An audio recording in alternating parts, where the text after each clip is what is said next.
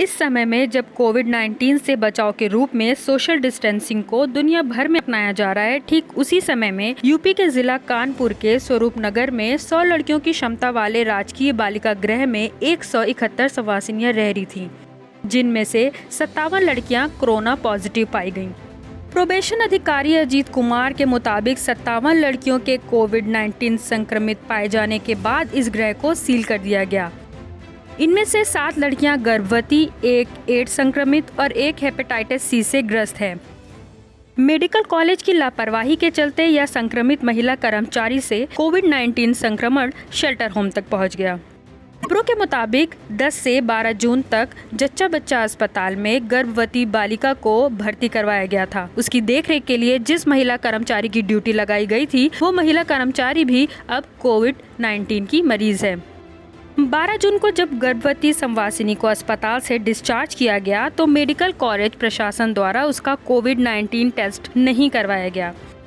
उसे वापस राजकीय बालिका गृह में दाखिल कर दिया गया। हो सकता है कि बालिका गृह में कोविड-19 संक्रमण जच्चा बच्चा अस्पताल में भर्ती गर्भवती संवासिनी के साथ ही प्रवेश किया हो। यूपी राज्य महिला आयोग की सदस्य पूनम कपूर का कहना है कि राजकीय आश्रम गृह की कर्मचारियों के साथ 2 लड़कियां कानपुर के एक अस्पताल में इलाज के लिए गई थीं। अस्पताल में ही किसी कोविड-19 मरीज के संपर्क में आने से वे संक्रमित हुईं और उनके जरिए पूरे बालिका गृह में संक्रमण फैला। वहीं दूसरी ओर शेल्टर होम में एक महिला कर्मचारी भी कोविड-19 से संक्रमित पाई गई। मुमकिन है कि शेल्टर होम में कोविड-19 संक्रमण इसी संक्रमित महिला के जरिए पहुंचा हो। 171 संवासिनियों में जो 57 लड़कियां कोविड-19 संक्रमित पाई गई, उन सब की उम्र 15 से 17 वर्ष के बीच है। सभी संक्रमित लड़कियों को अस्पताल में भर्ती करवा दिया गया और जो संक्रमित नहीं है उन्हें और 37 कर्मचारियों को अलग से इमारत में क्वारंटीन करा दिया गया।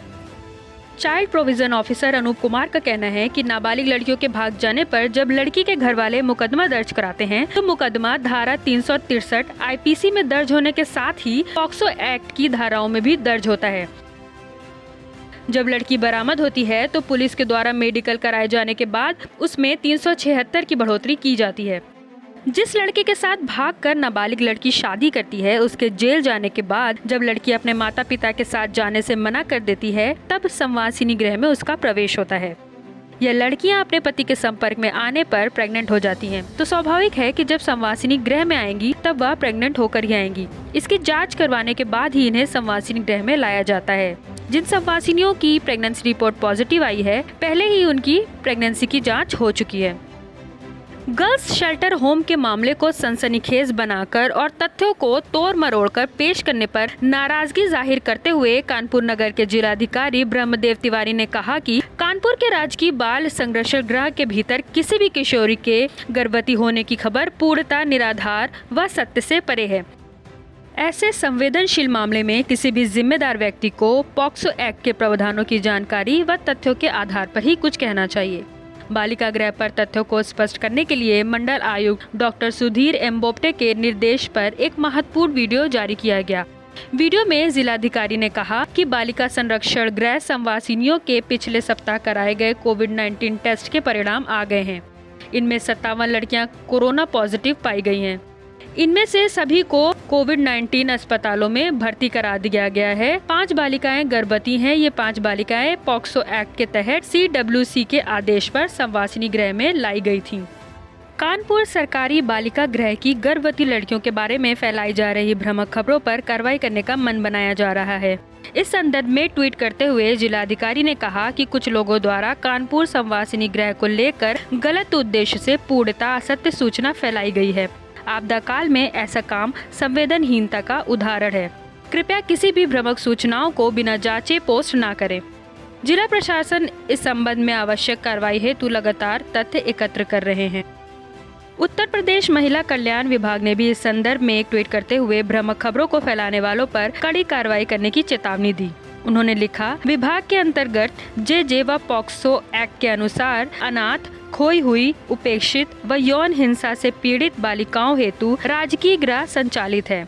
बालिका गृह कानपुर में गर्भवती पाई गई बालिकाएं इन श्रेणियों में ही शामिल हैं। भ्रामक खबरें फैलाने वालों पर विभाग द्वारा कड़ी कार्रवाई की जाएगी। उत्तर प्रदेश बाल संरक्षण आयोग के अध्यक्ष डॉक्टर विशेष गुप्ता कहते हैं कि उत्तर प्रदेश के बाल आयोग ने 17 जून को जांच में पाया कि 2 संवासिनी प्रेग्नेंट पाई गई हैं। वे पॉक्सो एक्ट के तहत ही संवासित की गई थीं। बालिका गृह में उनको बाल कल्याण समिति ने केयर और प्रोटेक्शन के लिए रखा है। उनके सुरक्षित प्रसव की जिम्मेदारी भी बालिका गृह प्रशासन पर है।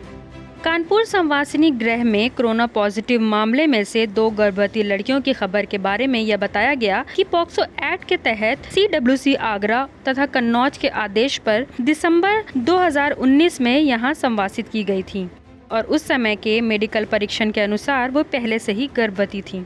उत्तर प्रदेश राज्य महिला कमीशन के उपाध्यक्ष सुषमा सिंह ने कहा कि राजकीय संरक्षण गृह में किसी भी नई संवासिनी का प्रवेश मजिस्ट्रेट या बाल कल्याण समिति के आदेशों से ही किया जाता है और प्रवेश के समय तत्काल ही मेडिकल कराया जाता है।